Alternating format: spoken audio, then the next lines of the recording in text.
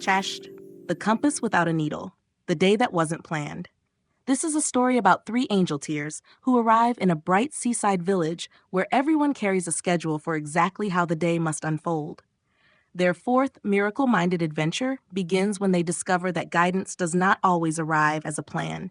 It may come one quiet step at a time.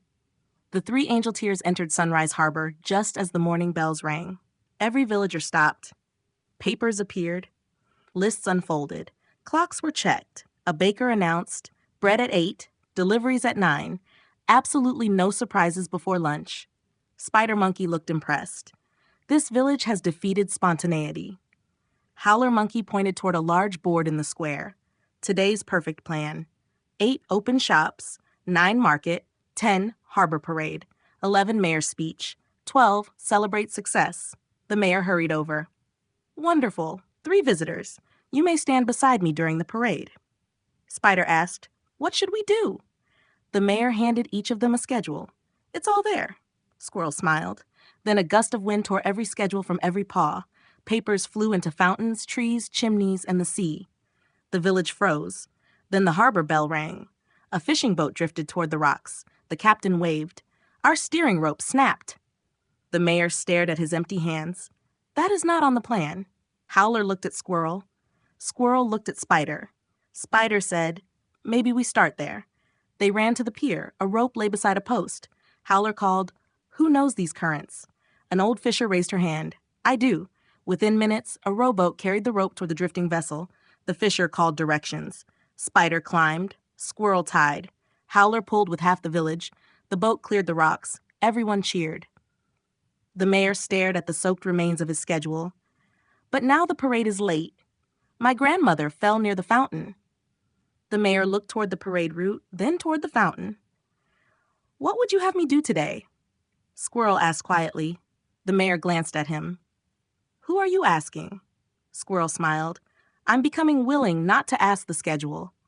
They went to the grandmother. She had twisted her ankle and was embarrassed by all the attention. Howler knelt beside her. What are you feeling? Foolish. Anything else? Afraid I've ruined everyone's day. Spider looked around. The villagers were already helping. Someone brought a chair and water. The child held her grandmother's hand. Squirrel noticed the faint fragrance of rosemary drifting from a nearby window box. He breathed in. No instruction came. Just enough quiet to stop rushing ahead. What is this for, he wondered. The answer did not come as words. He simply noticed that the grandmother needed shade. He opened his cape and held it above her. Spider noticed. Without speaking, he took the other side. Howler moved the chair. No one announced a miracle. By noon, the parade had never happened. Neither had the mayor's speech. Instead, the villagers repaired the fishing boat, shared bread at the fountain, carried the grandmother home, and helped a merchant retrieve crates that had blown into the water. At sunset, the mayor climbed onto the parade platform. I believe today was a complete failure. The villagers laughed. He looked around. The grandmother was smiling. Children were eating leftover parade oranges. The mayor laughed too. I planned every minute so nothing could go wrong, Squirrel asked. Did the plan tell you what was helpful when something did? No, Spider said. Maybe a useful day isn't the same as a controlled day. Howler added, and maybe guidance is not a schedule with better handwriting. The mayor folded the soggy plan into a tiny square. What do I do tomorrow? Squirrel almost answered, then stopped. The evening air carried salt and rosemary. He became still.